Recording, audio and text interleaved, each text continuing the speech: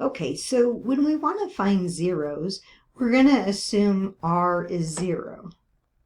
So set r to 0 to find zeros.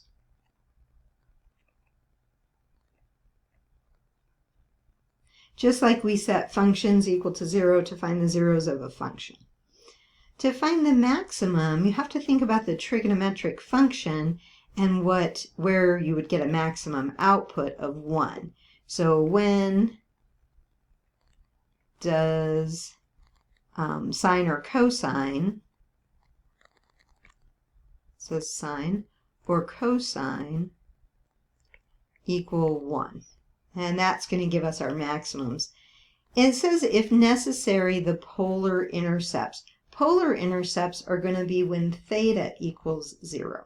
Now, sometimes it's helpful to find those. Sometimes you'll already find them because of when you let r equal 0, okay? Or when you found the maximum. Okay, so we're going to say, when does this equal 0? When 0, oops, that looks like a theta. 0 equals 2 sine theta.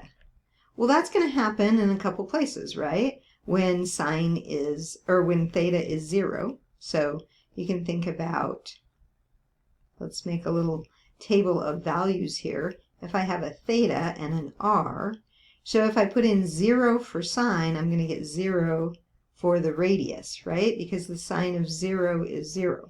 And if I put in pi, I'm also going to get 0. And if I put in 2 pi and 3 pi over 2. Watch what happens when we graph those. So when I graph this point, 0, 0, meaning theta is 0, so it's not rotating. Here's the, let me draw the polar axis. Okay, so it's not rotating, and it's not going anywhere on the radius. The radius is 0, so it's right there at the origin. What happens if I graph this point? Well, I would rotate pi, but then I don't go anyplace, so it'd still be right there. And then I can think about going 3 pi over 2, but I'm still at the pole. Or if I wanted to go all the way around the circle, and I'm still at the pole. So that's a point, you know, if we did all the values where the sine was 0 from 0 to 2 pi, we just get that same point every time. So you might say, well, that's not very exciting for the graph. And you're right. Okay, so we need to find more points. So when would there be a maximum? Well, a maximum is going to occur when sine theta equals 1, because that's our maximum output for sine theta. And that happens at pi over 2. So theta equals pi over 2. And what happens when we plug that in?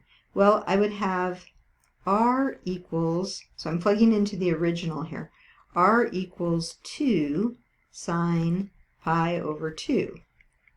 Well, the sine of pi over 2 is 1, and so you're getting r to equal 2. So how does this look in a table of values? I have pi over 2, and I get 2. So when I'm graphing that, I'm rotating, let me erase my circles, my outer circles there. I'm rotating pi over 2, and then I'm going to go out 2 rings, 2 r's, 2 units, okay? And I get a point there. So that's exciting. What happens if I do some values that I know, like pi over 6? Well, we could do that. We could plug in, what is r if we put in pi over 6? Well, we know the sine of pi over 6 is 1/2, so r would be 1. Okay, so we can go pi over 6, which is 1/3 of the way, and we would go out 1. So I get a little point there. My graph's kind of small here. But because we already did this problem with symmetry, so remember, this was symmetric about, or with respect to, theta equaling pi over 2. So that means if I have a point on the right of that line here, where it's symmetric, then I have one on the left. So I also have one over there. And, oh, no, not there. I didn't reflect it right. Get the green one out. Okay. Yeah. So it would be over here. Try again. Right there. Okay. And then we could do pi over 6. Now, or pi over 3. If we do that, you're going to get r equals 2 sine pi over 3. And you know the exact value of sine pi over 3. It's the square root of 3 over 2. So this is going to be the square root of 3. We need a decimal approximation. And it's about it's not that. It's about 1.73. I'll just put 1.7.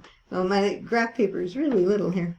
So pi over 6, and I'm going, or pi over 3,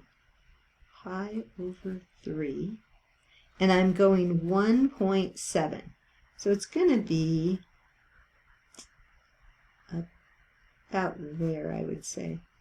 I lost my 1 point, my maximum. There it is.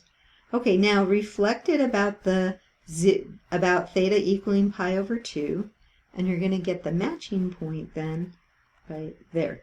Now this is really small. You might be able to see those points, but they actually make a little circle. And if I had it drawn a little bit bigger, it might be able to see better. But that's the graph that we get. Now, these, that's how we graph them. We try some values of theta that we know, and we come up with some ordered pairs, and then we think about rotating and plotting those points in, in a polar grid. Okay?